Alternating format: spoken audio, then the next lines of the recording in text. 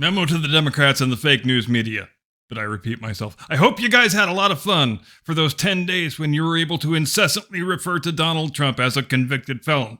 Hope you got it all out of your system because that particular arrow was just removed from your rhetorical quiver this morning when Hunter Biden, everybody's favorite stripper impregnating crackhead whoremonger, was found guilty on all counts in his federal gun trial in Delaware. And first off, I have to concede that I am not exactly a disinterested party here. This trial, in the words of the immortal Chico Escuela, has been very, very good to me. Before it started, Hunter Biden's cocaine blues was doing fairly respectable numbers, 700, 800 a day. Then the trial starts, and it shoots back up to 2,000, 2,500, which is to say, whom do I talk to about getting a Hunter Biden trial every week? Because I could get used to this pretty easy, I think. And yes, I do enjoy being able to financially benefit in some small way from this dude's degeneracy and moral turpitude.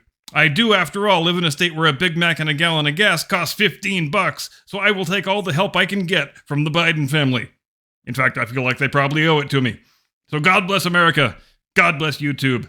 God bless crack cocaine. As far as the Democrats go, I feel like maybe they weren't anticipating a guilty verdict because you saw what happened 10 days ago. They rolled out an entire media barrage of convicted felon this and convicted felon that. Hell, if you were playing a drinking game where you had to take a shot each time you heard an elected Democrat say the words convicted felon, you would have died from alcohol poisoning at least 5 days ago.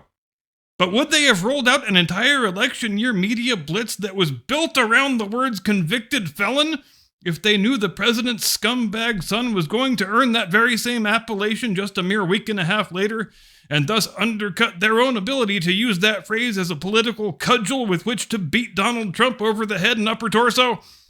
I don't know the answer, but there's one of two likely conclusions, I think. Either one, they thought Hunter was going to get an acquittal or a hung jury, or two, they are astoundingly stupid, really terrible at politics, and congenitally incapable of seeing past the next 24-hour fake news cycle.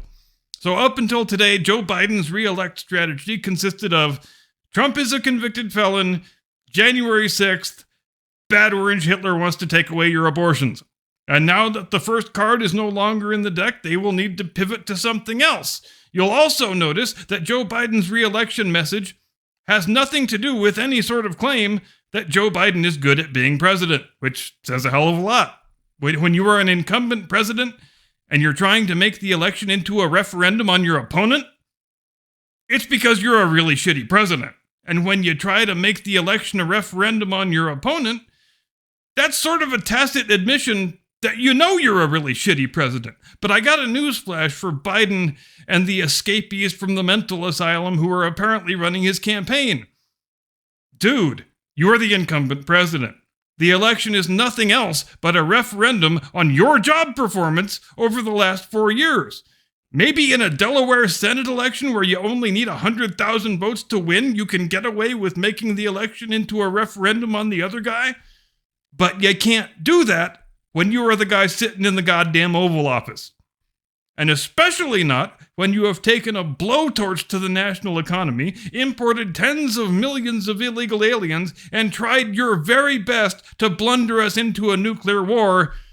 And also everything people buy costs 35% more than it did when your cadaverous ass was first installed in office. So please do make a note of it. I hope this little talk has helped.